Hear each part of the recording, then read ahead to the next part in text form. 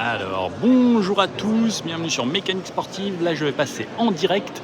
Je vous retourne pour vous présenter la nouvelle Peugeot i3008. Alors, j'ai pas toutes les infos encore à me les envoyer, mais je vous fais un petit live pour être en première ici sur cette nouvelle Peugeot i3008. C'est enfin révélé, ça a été révélé il y a quelques minutes. Donc là, on est en direct sur la chaîne. Alors, il n'y a pas beaucoup de monde pour le moment, mais vous êtes les tout premiers dans le monde à pouvoir voir ça en direct. Depuis 12h30, c'est officiel. On est là dans un grand hall où on va pouvoir vous présenter les voitures. Je vous fais une vidéo complète, bien sûr, sur ce modèle, mais je vais vous faire un petit tour comme ça, rapide. Première vue, première impression. Là, on est le journaliste qui mange. Moi, je mange juste après. D'abord, la priorité au direct. Donc, nouvelle signature lumineuse, on peut le voir ici, 3 griffes à l'avant comme on a sur les nouvelles Peugeot. On peut le voir i3008, donc ça veut dire que ce sera une version 100% électrique, 3 motorisations il me semble, 3 moteurs, des batteries différentes. Je vous donne ça un petit peu plus détaillé juste après, mais voilà à quoi ça ressemble. La face avant. On peut voir un long bandeau noir comme vous pouvez le retrouver à l'époque sur les faces arrière des voitures. Cette calandre ici, alors désolé si ça tremble un petit peu, je suis à la main. Nouveau logo Peugeot, salut. On peut voir la calandre qui se dégrade de plus en plus sur le côté. On part de toutes petites facettes en plein centre jusqu'à des plus larges sur les côtés. Le 3008 avec la nouvelle écriture un petit peu en biais et un peu plié sur le côté. Les capteurs d'aide à la conduite sur le bas, cette petite lame ici. Qu'est-ce que vous pensez de ces 3 nouvelles griffes? Regardez, on voit même mon trépied hop, qui dépasse dans le sac. À l'avant, on peut voir qu'on n'a pas d'entrée d'air sur les côtés. Pourtant, c'est une électrique. Souvent, ils aiment bien mettre les rideaux d'air. Mais là, on ne les voit pas. On a les capteurs d'aide à la conduite. Je vois pas de caméra à l'avant sur cette version. Peut-être qu'il y en aura sur d'autres. Les jantes, un petit peu comme sur la 408, avec cet esprit disruptif, comme ils appellent ça chez Peugeot. C'est monté en Michelin Pilote Sport 4, dis donc. Donc ça devrait bien tenir la route. Voilà à quoi ressemblent les jantes, avec une petite, ici, strie, on pourrait dire, donc qui donne un petit peu de relief à cette jante. Les nouveaux centres de roue Peugeot, juste ici. Frein à disque à l'avant bien sûr, on a les entourages là et le badge Peugeot sur le côté. Les rétroviseurs ressemblent à ça, on peut voir un nouveau support de rétroviseur également, nouveau style. Les poignées, toujours des poignées type frigo. Sur l'arrière par contre, c'est là qu'il y a la nouveauté. Regardez, c'est un SUV coupé en version fastback, ils appellent ça. Et pareil, on retrouve les 3 griffes. Sur l'arrière, de ce côté-là, on va retrouver la trappe de recharge. Donc la recharge, j'ai pas les valeurs encore, je vous les donne tout à l'heure parce que là il vient juste d'être révélé mais j'ai pas les infos. On voit qu'on a de la prise combo, j'espère que ça va recharger assez vite. Grosse là, ça va très bien et toi? Merci beaucoup. Voilà le 3/4 arrière. Donc on peut voir, on l'a vu, ces formes ici qui étaient vraiment nouvelles chez Peugeot. Donc j'espère que la qualité est bonne. En même temps, je suis sur le Wi-Fi. Je pense qu'il y a plein de monde, plein de journalistes qui sont là. On est 250 journalistes du monde entier aujourd'hui. i3008 sur l'arrière. Ah, si tu as déjà les valeurs, c'est super. Le long bandeau à l'arrière comme à l'avant. Donc qui regroupe les 3 griffes. J'ai hâte de voir un petit peu également les clignotants qu'on va voir. Donc je m'approche un petit peu pour montrer les feux arrière, donc en double griffe 3 fois comme on a pu le voir sur les nouvelles 508, les nouvelles i2008 également. Sur l'arrière, ça ressemble un petit peu à l'ancien. Heureusement, ils n'ont pas mis quelque chose d'aussi proéminent que sur la 408. C'est du full électrique, oui, exactement. Voiture 100% électrique, pas de moteur thermique dessus. Alors ça, c'est peut-être le truc le plus dommage. Et de ce côté-là, voilà à quoi elle ressemble. Ça, c'est ce qu'ils appellent les oreilles de chat ici, donc qui était un petit peu lancé sur la version de la 408. Et là, on peut voir également qu'il y a des petits trucs aéros là-dessous. On peut le voir, des sortes de petits vortex. Alors, je ne sais pas si on va pouvoir réussir à le filmer. Non, je pense pas. Mais en tout cas, l'air passe à travers ici directement. L'intérieur, je vous le montre juste après. On va regarder un petit peu le coffre. Alors, où est-ce que ça s'ouvre? On glisse sa main juste ici. Coffre électrique. Le volume, je vous le donne dans la vidéo finale que je vous présenterai peut-être ce soir ou demain. Voilà, il y a l'air d'y avoir pas mal d'espace. On a une petite trappe en dessous. Ah, double fond, donc on peut voir qu'ici on peut mettre une galette ou on pourra ranger ses câbles, c'est pas mal. Et on peut même le mettre encore plus haut pour être à niveau directement du seuil de chargement. Donc c'est pas mal, plusieurs niveaux pour le coffre et on peut voir que c'est assez profond juste en dessous. C'est pas mal, on a même une partie pour maintenir la plage lorsqu'on l'ouvre ici. Alors si je le fais bien, hop, voilà, et comme ça, on peut maintenir ça pour accéder à ce qu'il y a en dessous. Bon, c'est pas mal, hop, et je referme. Petite LED là-bas, on voit la banquette qui est en 40, 20, 40 juste ici et le coffre de cette façon-là. Je vais aller poser mon sac, ça c'est avec mon sac de voyage avec lequel je me balade partout et l'intérieur a l'air incroyable. Je commence par l'avant. Waouh! Alors ça j'adore, c'était déjà bleu sur le côté sur l'ancienne 3008. Mais regardez, alors attendez, je vais aller mettre côté conducteur si je peux. Hop, pardon, merci. Là, il y a quelqu'un qui est en train de filmer également. Mince! Je suis tombé au mauvais moment. Il n'y en a pas d'autres, bon il y a du monde un petit peu partout. Donc je vais monter dedans dès que le monsieur est passé. Voilà à quoi ça ressemble. Donc il y a des gens du monde entier. L'intérieur, donc je vous montrerai. Je vais fermer ici comme ça, moi je suis tranquille. Le bleu qui fait tout le tour et surtout ce nouveau panoramique iCockpit. Ils ont appelé ça panoramique iCockpit. Regardez, ça change, ça fait vraiment beaucoup plus haut de gamme sur cette Peugeot. Vraiment une sacrée différence ici. Donc l'iCockpit qu'on avait, donc qui était caché avant dans une partie intégrée. Regardez maintenant, c'est juste un écran qui est posé là sur le dessus. Pas de casquette au-dessus, il est vraiment intégré de cette façon et il fait 21 pouces de diagonale.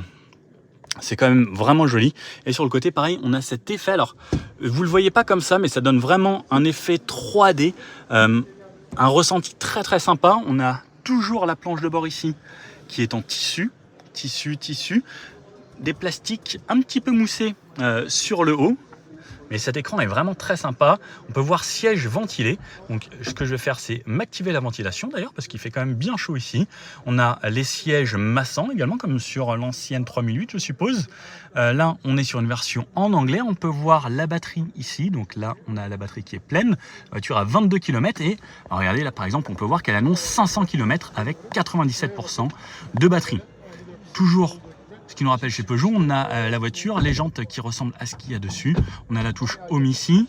Donc cet écran ici sera tactile. On a ce qu'ils ont appelé les iToggle sur la 308 qui sont également juste ici, que je peux personnaliser normalement en restant appuyé. On a des raccourcis par exemple pour les sièges, le climat, la navigation avec TomTom.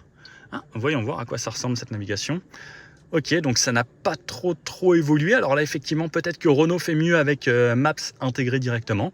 On a le Mirror Screen, l'Android Auto, l'Apple CarPlay, bien entendu.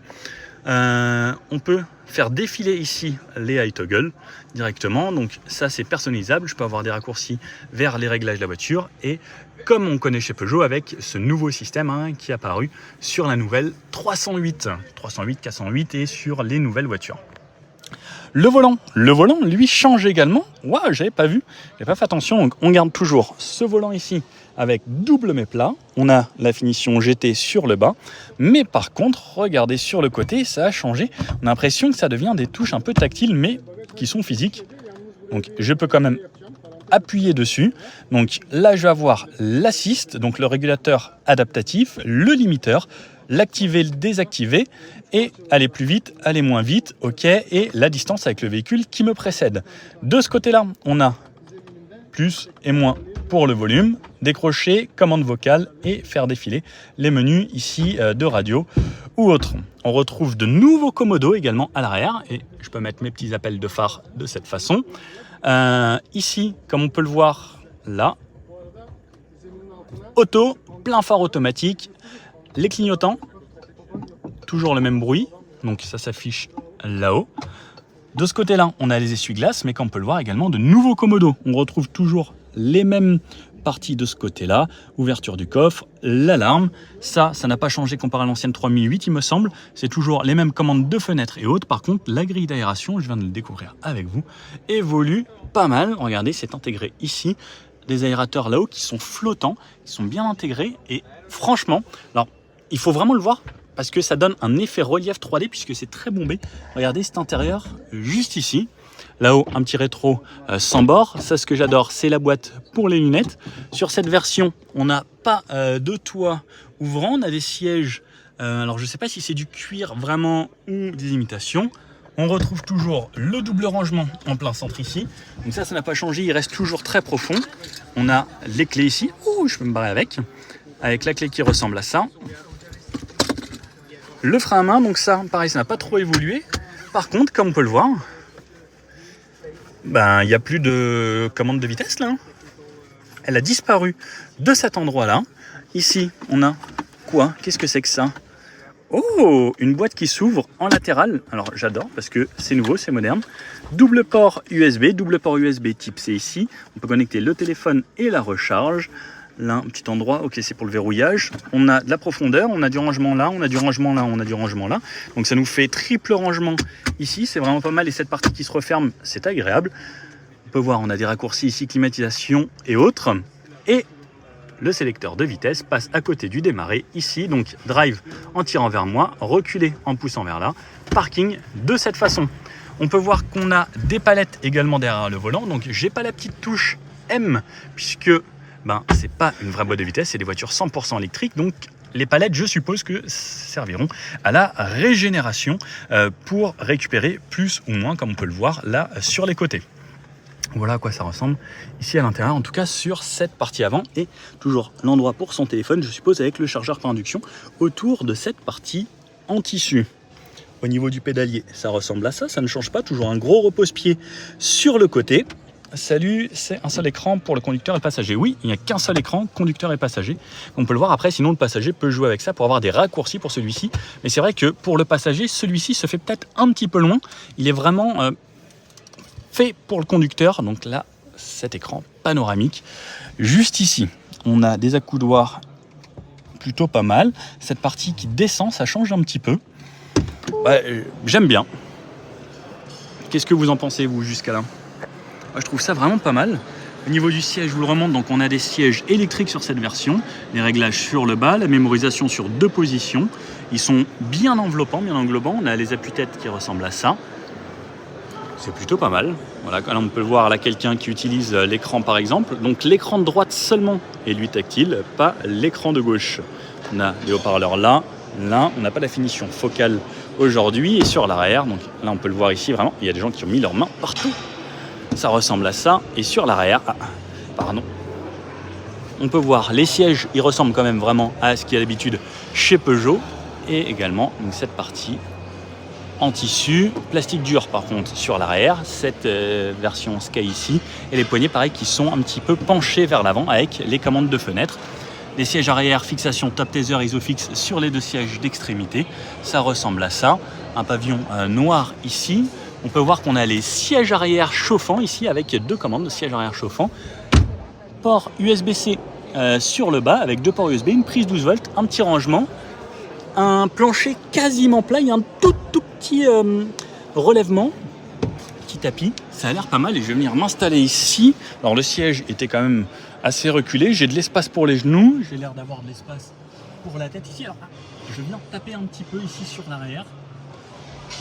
C'est assez sombre, les fenêtres sont plutôt petites et quand je referme ici, ça va encore. Il y a d'autres versions là-bas, je vais essayer de vous emmener en espérant que le Wi-Fi capte partout, mais normalement ça devrait le faire. Les aérateurs, ça m'a l'air pas trop mal. Allez, je vous emmène découvrir une autre version. Donc là on avait une version blanche juste ici. Là, il y a toute la presse internationale. C'est grâce à eux que vous allez voir tous les articles un petit peu partout. Vous reconnaîtrez peut-être quelques personnes. Version grise, juste ici. Voilà à quoi ça ressemble. Est-ce que l'intérieur est différent? Non, on retrouve à peu près le même intérieur, les mêmes sièges. Ah, c'est gentil, merci. Ah, là par exemple, on peut voir qu'on a un éclairage d'ambiance qui était passé en vert. On peut toujours modifier les couleurs. On peut voir que ça part derrière comme ça et ça fait vraiment tout le tour. On pourrait peut-être cacher des petits trucs derrière son écran. C'est plutôt joli en vert et pareil, toujours cet effet de relief assez 3D. Sur une version grise, on peut le voir là, c'est différent. On a la partie noire et on peut voir la toute petite custode ici qui est cachée, intégrée avec les vitres teintées. Ça se voit très peu. C'est plutôt joli en gris, j'aime bien. Et il y a une autre version, alors je sais plus où c'est parce qu'on est dans un labyrinthe. Je vous emmène par là, voilà, c'est juste ici. On a une version en bleu. Alors il n'y a plus le rouge de ce que j'ai compris sur les couleurs. Alors, hop, je vous emmène là. Alors, là c'est pareil, il y a un monsieur qui est en train de tourner. Voilà à quoi ça ressemble de plus foncé. Ça a quand même du style. Il paraît assez imposant. Regardez avec quelqu'un à côté. Donc c'est quand même un beau bébé. Un empattement assez court pour garder normalement un petit peu de dynamisme sur cette voiture. Toujours le badge sur le côté. Et je ne sais pas s'il y en a d'autres. Je crois qu'il y en a d'autres par là. Ou c'est peut-être juste à manger. J'essaye de vous en trouver d'autres. Désolé s'il y a un petit peu de vent, c'est la climatisation. Est-ce qu'il y a d'autres voitures? Bien, là, il y en a des grises. Ah, est-ce que vous connaissez ces messieurs? Ça, vous les connaissez normalement. Si vous êtes français, en gris comme ça, on peut les voir. Regardez, c'était en live, vous les avez vus. En gris et en bleu, donc plus à la lumière réelle, ça ressemble à ça, cette voiture. Bon, quelle est votre couleur préférée? Perso, moi ce sera ce bleu. Alors je ne sais pas s'ils l'ont appelé le bleu avatar comme les autres. Je vous donne toutes les infos dans une autre vidéo où ce sera dédié un petit peu plus pro avec des beaux plans et tout ce qui va bien. Avant, regardez, je vous fais le beau petit plan. Oh, c'est joli. Ouh. Ça fait bulldozer à l'avant. J'avoue, ça fait massif. Elle est assez imposante comme ça. Et le fait qu'ils aient remonté les griffes énormément, je trouve que ça change. Et comme on peut le voir, les griffes, elles sont beaucoup plus remontées et en plus totalement en biais. Alors que d'habitude, c'était vraiment plus vertical sur la partie basse. Et j'avoue que je pense que je préférais avant, puisque là, ça fait quand même très très haut. En fait, on a l'impression que c'est juste un seul bloc sur la partie haute et il n'y a plus les griffes comme à l'époque. Exactement, c'était POA qui était en train de filmer. On ne sait pas s'il y a un frunk. Et bah tiens, c'est une très très bonne question. Je vais aller ouvrir ça. On va voir s'il y a un frunk. Ah, vous tourniez? Ah, je suis désolé, je suis en direct. Frank, est-ce que ça s'ouvre? Où est-ce qu'on ouvre ça? Les gars, je trouve pas le truc. Excusez-moi, est-ce qu'on peut ouvrir le capot avant ou pas? Je trouve pas la petite manette. You speak English? I don't find... Ah, it's here. 2 times. Thank you. Okay. I didn't find this. I'm filming this and... Okay, sorry, but it's an inactive. Oh, okay, sorry. I do this. No problem. Ok, donc à l'avant, pas de frunk comme on peut le voir. Le capot, il n'y a pas de vérin puisqu'on n'est pas censé l'ouvrir, mais on aurait largement de l'espace ici, comme on peut le voir pour le frunk. Ce serait pas mal. Attention, je le tiens.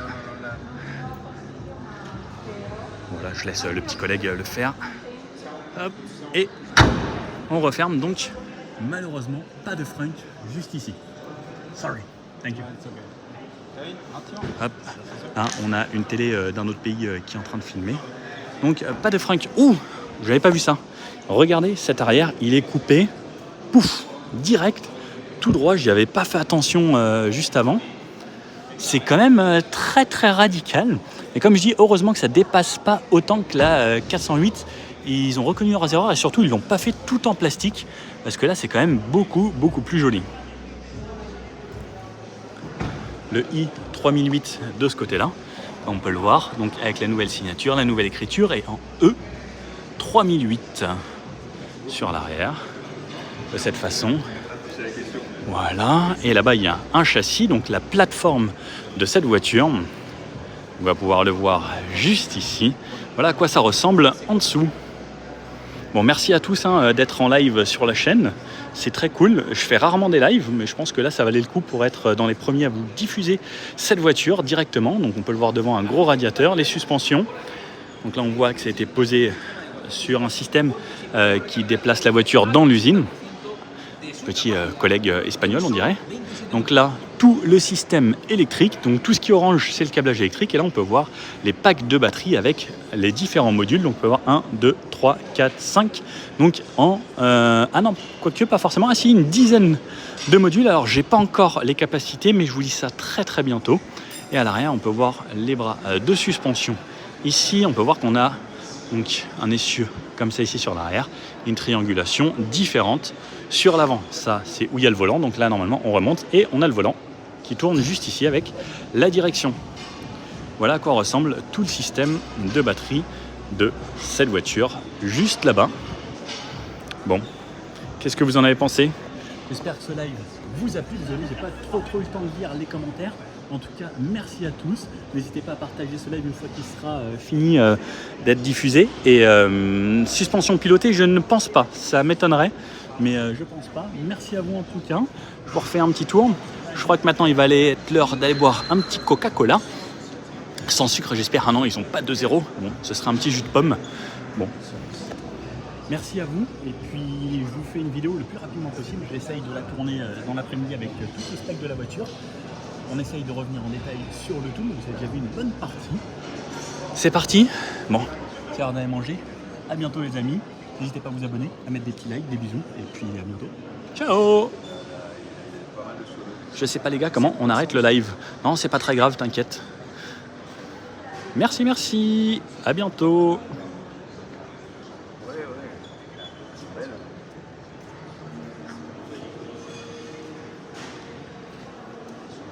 Merci. Vous aussi, bon appétit.